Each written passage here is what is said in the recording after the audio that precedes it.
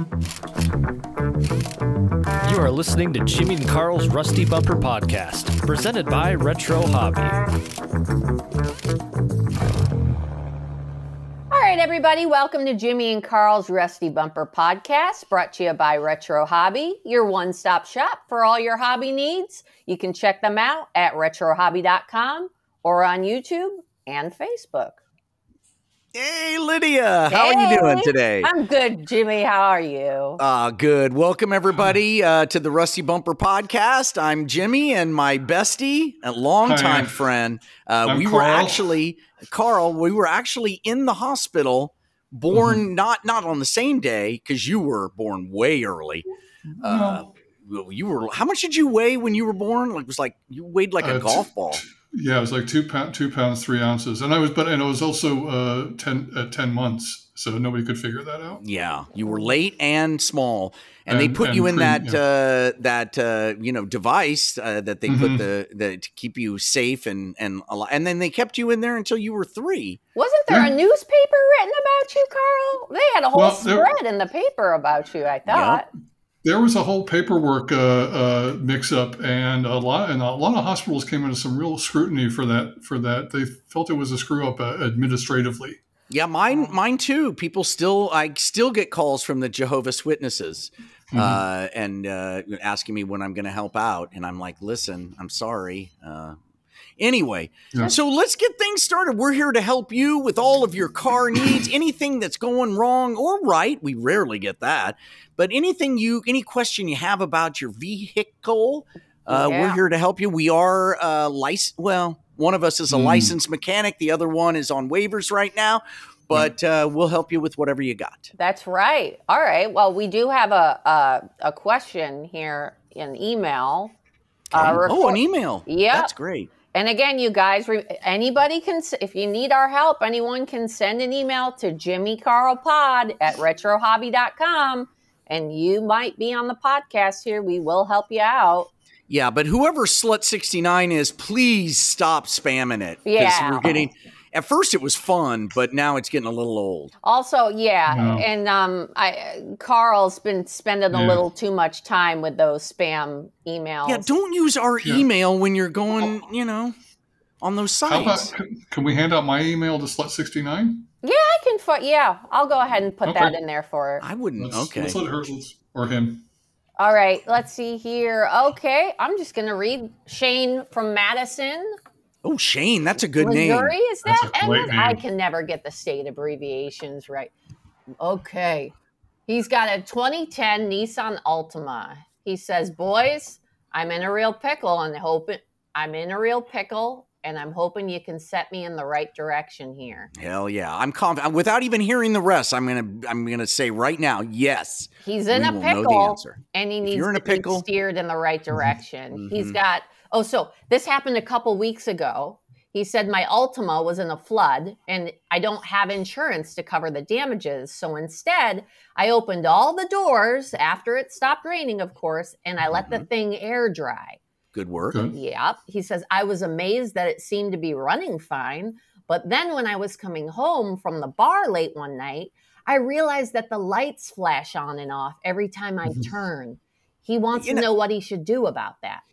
This is a good example of an emailer who's too wordy. That's like 300 words right there, and you're making Lydia read all of that. I'm going to go back and. He's thorough. I do appreciate the thoroughness. Yeah, I don't. Get right to the point. His lights flash on and off because his car got wet. Thanks for looking out. Looking out. I like to think of a vehicle similar to a human body. I bumped my head a couple years ago, and I developed a facial tic and couldn't pronounce the letter M for about three months. So that was more than a bump, Carl. Well, a bump. I wouldn't call that a bump. That was a very trying time for everyone. Well, thanks for helping me pull through it. My point is that with a car like this, it's just been traumatized by it's not a drowning experience. And if you drown a human body, you're going to try and EKG it back with the paddle. So what I would do is, do you have a 220 volt system at your house, Probably. Shane? I'm sure he does. If not, you can just unplug your air conditioner and tap into that fuse box. you run some real high voltage through that vehicle. Now, you be a little careful with this one, but if you really zap it, you may find you get some good results, and that little, what I would call a facial tick, is just going to disappear. Yeah. Make sure it's really dry though, because you're sitting in a puddle or anything. Yeah, the only thing that I can offer up is right in line with what Carl's saying. We're looking at PTSD, and as you know, everybody now has PTSD. Everyone. It's traumatic is now the baseline.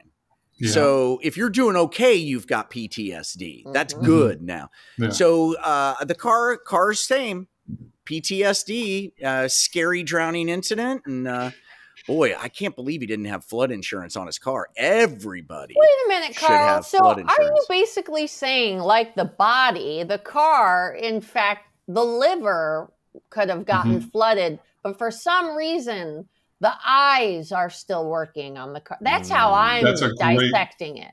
Oh. That's a great analogy, Lydia. What's the liver? That really puts it. The liver carburetor?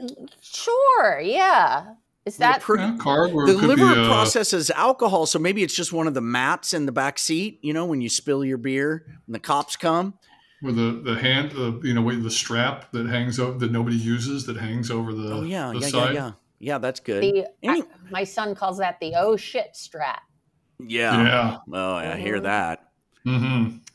All right, Carl and I were pulled over by the cops in high school. Lydia was a couple years younger than us. I heard the stories, though. Well, the thing is, you got to keep your cool when the cops pull you over. And that is not my strength. No, he immediately tells them everything that we have on us, that we have open beers. Like, you just spilled it all, like hoping what?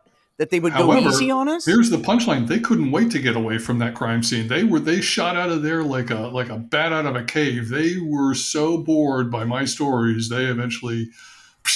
And you gave them something fun to do with all those recreational drugs that you had on your person. So I'm glad that they had a good time. Win-win. When in doubt, dose the cops with LSD laden Kool-Aid. All right, let's move on, everybody. Lydia, what do we got next? I think we got a caller on the line here. Oh. Let's see if we can patch that in here. All righty. Is that right? Okay. Hello, caller. You're on the air. Hey, everybody. How's it going? Good. What's your name? Are you first time? I am a first-timer here. My name's Alex.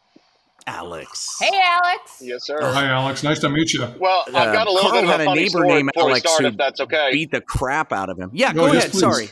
Yeah. Yeah, no, that's okay. I was so excited to get on this podcast, and I was waiting in line here, and my phone overheated and kicked me out, so I had to rejoin.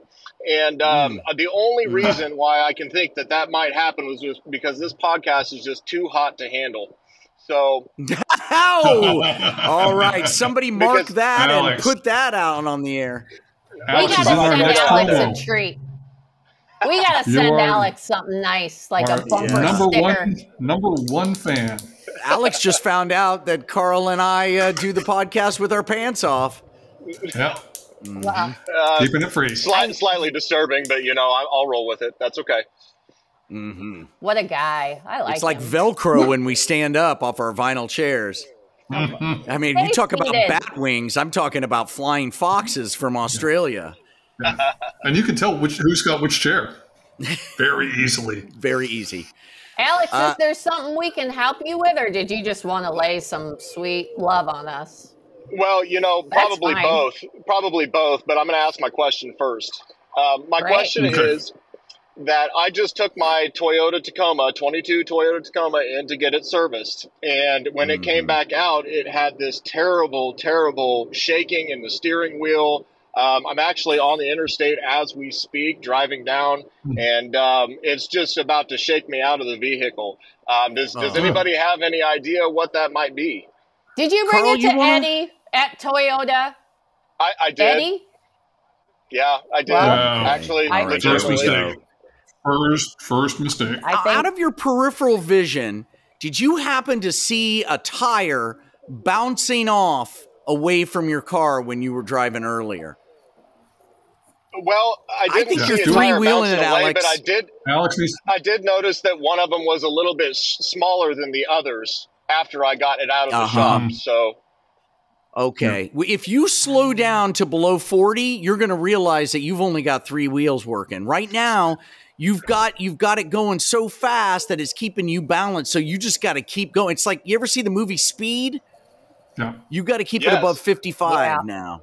And Alex, you're not the first to do. Eddie has pulled this trick before. One time, he put a grocery shopping cart underneath the person's tire, and they drove off with 3 tires and a shopping cart holding it up. And it was one of those kids' shopping carts, so it was lower. It got him to where he had to go. He's lost his license several times. It got him where he had to go, though.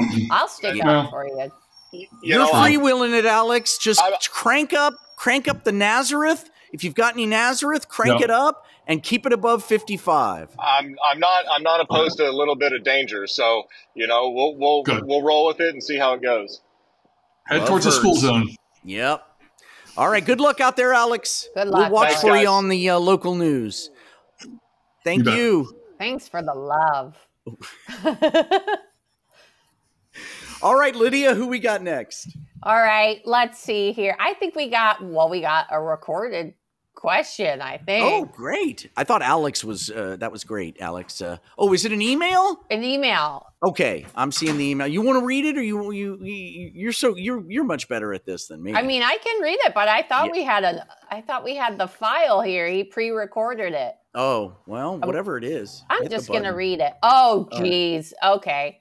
This is from Slacking Sage. All right. He says, Vehicle Wizards. No. I, the Slacking Sage, have returned. Oh, boy. With another question for you to answer. God, I should have really...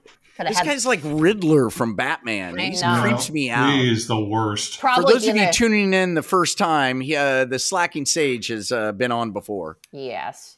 All right. He said, let's see here. With another question for you to answer or face the consequences. Oh, again. Wow. What is this, D&D? What is the difference? What is the difference between 4-wheel drive and all-wheel drive?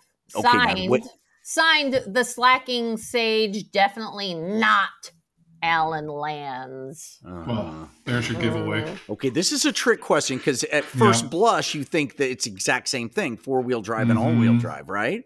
But with the Slacking Sage, there's always a trick. There's always a trick. But right now, Alex, for example, our previous caller, he's all-wheel drive on 3 wheels right now in his Tacoma. If he's got the 4-wheel option, which I'm assuming he does. True. So in that case, it's 3-wheel. What? God. Yeah. The last time we answered this incorrectly, we got a bag of dog poop lit on fire in front of our place. Yeah. And my tires were slashed. What is he trying to get us doxxed here? Come on now. This guy's had it in for us since we started this, and I don't know and not Alan Lands. He has had a bone to pick with us from day one. Yeah. Yep. It's getting a little darker. Each one of it, it's getting darker. It's getting a little bit darker. I'm concerned. Let's make sure that he tries to catch us all the time with the little nuances. How about we backburner this question and then come back to it another time after doing a little research? We're gonna need to get. What we need to do is set up a trap for him. And then that's a great idea. Whoa, all right, or whatever. I mean, by kill him, I didn't mean that literally for the. All right. Well, this was another fantastic episode. A huge thanks to Lydia, who runs the entire show here. Oh, and my pleasure.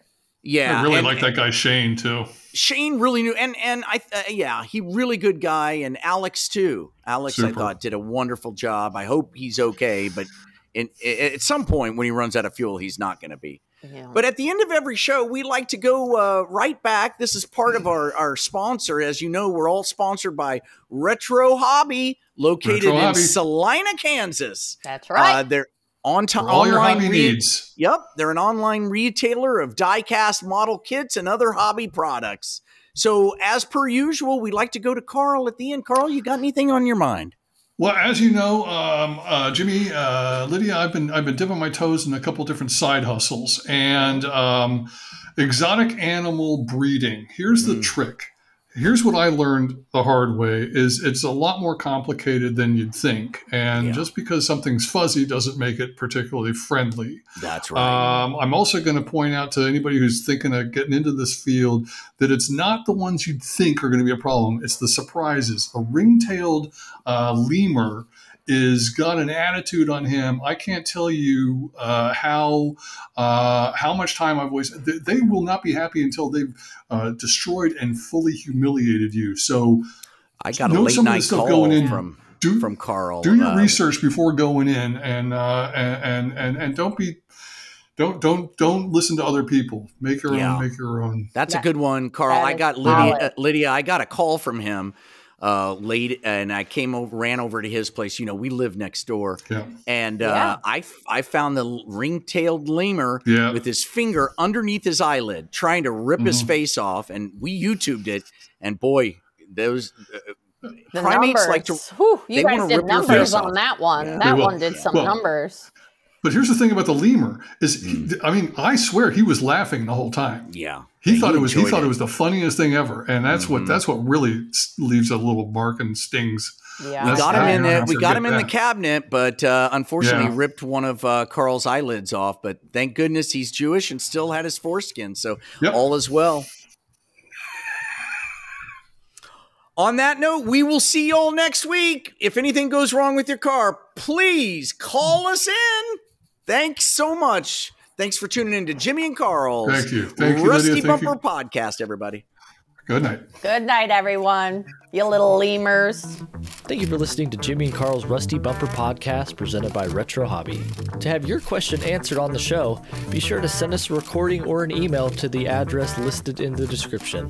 While you're at it, please leave us a 5-star review wherever you happen to be listening and share it with your friends. We'll see you next week.